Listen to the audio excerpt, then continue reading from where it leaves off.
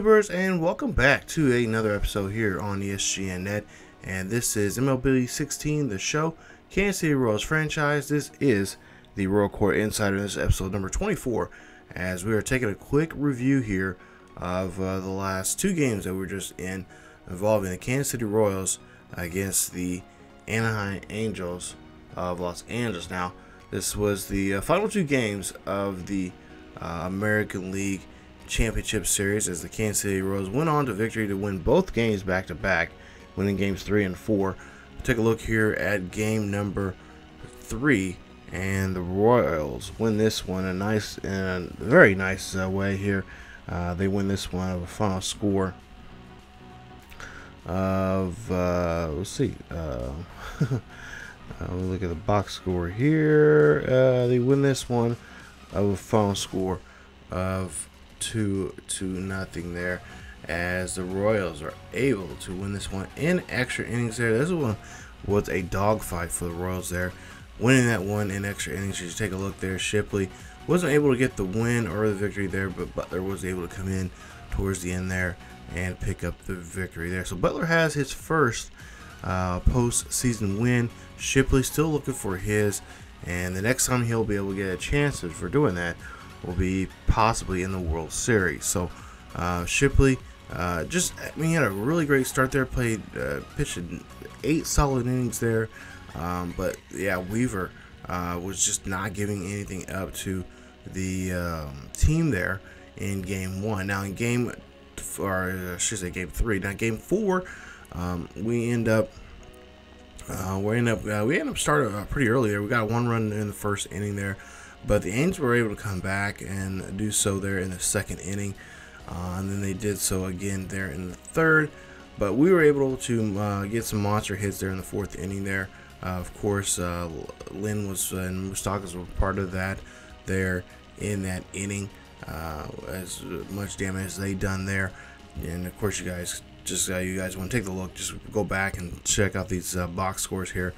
But the Royals able to win this one 5-2, as they were able to shut down pretty much everyone we wanted to shut down. Hamilton, also Trout, and of course Pujols at heart of the order there, that was really dominant, even coming in before the series there with Kansas City.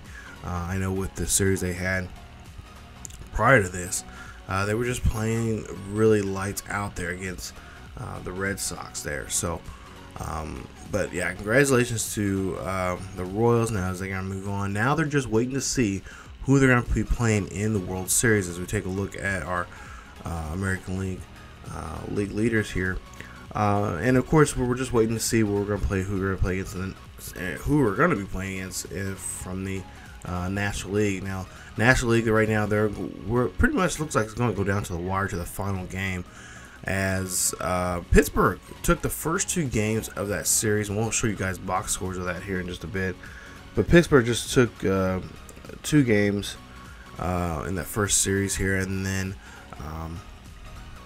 it looks like, or I should say, not Pittsburgh, it was San Diego. San Diego took 2 games out of that series there. It looked like pretty promising that San Diego was going to turn around and do it, but then turn around, San Diego lost 2 straight, and now they're tied up now 2 games apiece. So we're waiting to see what games 5 looks like. Looks like it may have to come down to possibly 6, but I think really and truly it's going to come down to 7 games, and we'll get to those here in just a bit. But yeah, it was just it's a slugfest over there in the National League. There, both teams want to go. The Pirates have, of course, have not been to the World Series for since the 90s, when they had some pretty good teams there. And then of course San Diego has not been there since 2009. Of course they lost there when they went against the New York Yankees there. So of course that was a big surprise to a lot of people there, that the Padres were able to do that. But yeah, for the most part here, it's going to be very interesting here to see what the Royals could do here. There are a lot of questions right now. Hosmer right now has not been pitching or has not been batting very well. He has not even got a home run yet in this postseason, which is kind of making a lot of concerns in the order there. They're thinking maybe bumping him up in the third hole there instead of the fourth hole. Maybe moving. I know for sure they're going to think about moving Lynn up into the order. There's also concerns with Lorenzo Cain, possibly maybe having Dyson coming up and be the leadoff guy. If not Dyson, then maybe Zobrist, because Zobrist has been doing very well there in the 2-hole. His batting average has been up there quite a bit, and he's been just pretty much lights out there. But Moustakas has been very impressive right now. I think he is one of our frontmen right now for the MVP award. If we happen by chance to win the World Series, I think he's him, and I think Adam Lynn, and I think I want to say Moustakas, Lynn, and I think one of the pitchers, I believe, are up for that award. Or no, Zobrist. I think it's Zobrist. Never mind. It's up for that award. Of course, our pitchers could be up there too. Shipley, like I said, he had a really good game there. Butler pulled a win out there when of course, coming into the I think he came in the 14th or 15th inning there to win that game against the Angels there. So a very impressive game. Also too, I know Lackey. He's been a very good veteran presence on that ball club, and he's been talking to both young pitchers, especially Shipley, in that game. In that third game, he was talking to him.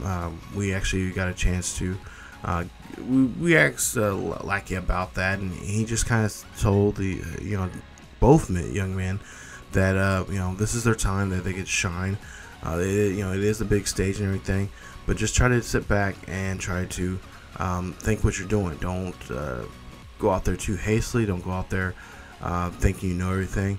Just absorb as much as you can, and just go out there and just take you to doing what you've been doing all season long. Shipley and Butler get some really good advice there from a veteran player who has been involved in big time games like the World Series. So it was really nice to hear that Lackey is doing that, and that's something I think the Royals would like to have Lackey around, or somebody like Lackey for that veteran presence, because I know talking to these guys that there's a good chance that Lackey may not return next year, and there's a good chance that a lot of these Royals players may not be there. So there you take a look at our top getters there, and so Moustakas, Zobrist, and it's Perez there. So those guys right there, your top guys there for the season or the postseason MVP there. Of course, last year Hosmer won that one for us, who had just a really great breakout postseason there. But this year it seems like he is just a shell of his own self here, and maybe I don't know, maybe that the postseason, if we get it started here, or not postseason, but the World Series, if we get it started here, maybe we'll have something going for him, and he'll get him sparked or something going for himself in that in that case there, because having his bat there in that line was very important for us. And he's been there throughout the whole regular season there. He was just batting like crazy for our ball club there, and just doing a lot of good work there for us. So take a look here as we take a look at, it's going to be the Padres that are going to be moving on here. So the Padres are able to win that series there. They win it 4-3 there finally, after that just up and down dogfight there. If I'm not mistaken, I think the Padres end up losing 3 straight. They end up losing games 3, 4, and 5. And then, their backs against the wall 3-2. And they come back and win the final 2 games of the series. So San Diego is a team that I've noticed here. They are not, you just when you think they're down, they'll bounce right back out. As you take a look here at their box scores of the first game with the Pirates there, and there you see 6-2 So they come out, running like crazy. But you'll see here, we'll get to eventually, hopefully, get to the other games here. We'll see the box scores here, and it really shows it that the Padres hard that order there, and I really think it's gonna be like guys like Venerable, guys like Headley. It's gonna be that bottom half of that order that's going to be really something that we're going to have to watch out for. Also, Holdridge, a very young player, up-and-coming guy. He's a guy that I think we're going to have to kind of watch out for during the postseason there. His numbers have been pretty good there, and that's a guy that I think he bats either fourth, I think, there in the lineup. Of course, with the Padres, if you guys remember, we made a trade with them earlier this season before the trade deadline, and we traded off Moore. So Moore is with that ball club there. He is a starter, and so now he's going to be able to get his revenge, which is, I think, very ironic. I think that may be the story of this whole World Series. Is, here's a guy that was supposed to, he's with a team that was one of the heavy favorites going to the World Series, going to the season, and then potentially has some playoff bound World Series life, because from the year before we signed him after he left the Giants, and then he got traded off, and we haven't even really used too many other young guys that we traded off for there this season. So for the possibly for the Royals, that might come into play here. They may end up needing to do that. Now you see Maben, what else they have? Jerko, and Grendel, all those guys down there in that bottom. I say probably the 4, 5, 6, 7, and 8, and I would even say 9 hole. Yeah, those guys. Yeah, I'm 4 through 9.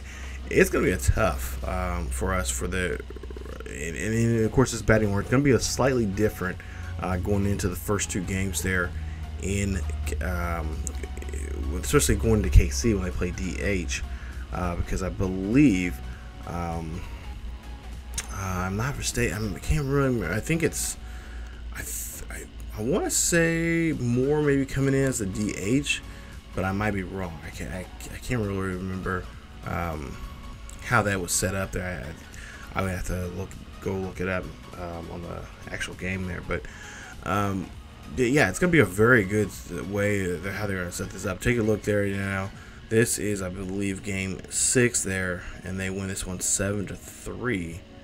No, 7-2 there in that one. So, like I said, they're not a team. They like to score late.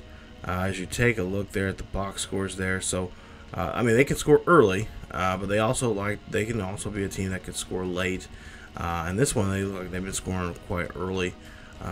In this ball game. So and then also too, they have a young pitcher also themselves, who's just been a rock star there. I forgot what the young man's name is. Oh man, I forgot. I meant to write down my notes there, but yeah, he's been pitching very well for himself. I believe the starters possibly. Okay, yeah. Let's see. It's Bentley. So Alan Bentley is the young guy that we'll have to face there in that one. And looking at some of his tape there before going to that game, or before going to the World Series here, he has some mean breaking balls. I think he has a slider and a cut fastball there, and also I believe a really nasty changeup there. So. He's definitely a guy that's gonna be, he's gonna be on the stage there. He's going to, be on top of the world. I think he's gonna be pitching in game 2. So if they've not won game 1, they're definitely gonna be really heavily invested in him to bring it out of the hole there and do some damage there in game 2. So look forward to that. So far the first 2 games for the pitching matchup is gonna be Andrew Kashner versus King Felix, and then Duffy taking on Bentley. So that should be a very good. It seems to me, it seems like some The first 2 games are going to be very, very good for both teams there. They're going to bring out their top guys there in that one. Of course, Duffy is 2-0 going against the young man here in this one. He's already got 16 innings of work, 17 strikeouts, no error or no ERA for him for the postseason there. Take a look at right now. You guys are looking at some of the players there that I mentioned earlier already for the Padres there. Jet Jerko, Alonso there. Some of their top players that we're going to have to watch out for in that bottom, the mid heart of the order there. But really and true, I want to say it's 4 through 9 that we're going to have to watch out for. You know, you wouldn't think your number 8 or number 9 hitters are dangerous, but the way how they have it set up, you see Grandal. Right now he's got a hot bat right now. I believe he's hitting 8th in the order. So we can't take these guys lightly at all here. We're going to have to be laser focused on just trying to get them out. Cameron may have been one of the guys that can run very, very well. Got some excellent speed there. If he's on the base pass there, I'm telling you now, he's going to take off along with Cabrera. Everett Cabrera, he's another great speedster. He's a leadoff guy there, so that is going to be very important there. So a lot of different angles they can attack us with going into these first 2 games here. Base running is going to be very important. Royals are really going to have to step it up in that area there. We haven't really stolen that many bases there, so if we do get Dyson on board there, Dyson's going to be very important for us. And I'm hoping, I mean, nothing against Kane, but I think they should start Dyson here for these very first 2 games there, and then see what happens after game 2. Then maybe have Kane come in, maybe as a pitch runner. But Kane's bat right now has just not been there for the Royals at all, and that might be a contributing factor to him possibly not being re-signed for next season. So we'll have to find out and see here coming up here in those games. But there you see the first game there. It's going to be Felix Hernandez going against Andrew Cashner there. There you see their records there. And we'll see what's going to happen here in Game 1 of the World Series. It'll be up very, very soon, you guys. And I hope you guys enjoy it. I know it's been a while since we've had a Kansas City Royals franchise here, but I apologize. It's been busy working on other series, and I really like to try to wrap this one up because we're really at a good point here where we got a really good World Series for you guys coming up here.